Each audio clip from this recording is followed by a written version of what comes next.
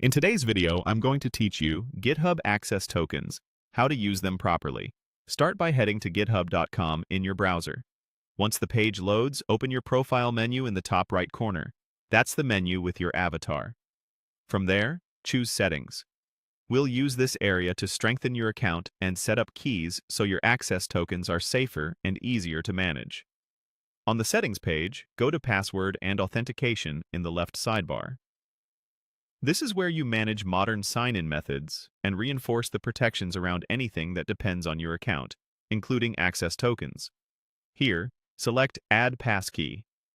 A passkey is a phishing-resistant second factor that lives in a secure device or password manager.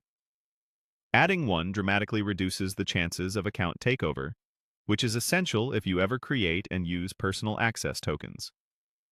If you're prompted to confirm a trusted device, click Add Passkey again and follow the on-screen instructions from your browser, hardware key, or password manager to complete setup.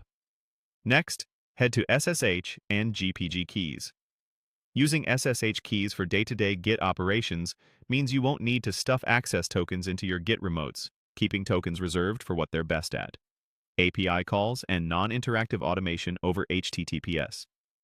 Inside this area, open the SSH Keys tab to see existing keys. You can also check the GPG Keys tab to view signing keys used to verify commits.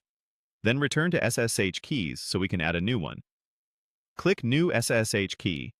Give your key a clear, descriptive title, something like the device or environment it belongs to, so future you will instantly recognize it. Then click into the key field and paste your public SSH key. Make sure you paste the public key, not the private one. If there's an option to choose the key type, leave it on the default for authentication. Finally, add the key to save it. At this point, your account is hardened with a passkey, and your development workflow can rely on SSH for pushes and pulls. That sets you up to use access tokens properly. Keep tokens out of routine Git operations, and use them only when you truly need HTTPS or API access. A few best practices to remember as you work with tokens. Treat them like passwords. Grant the smallest possible scopes, set expirations, rotate them regularly, and never store them in code or commit history.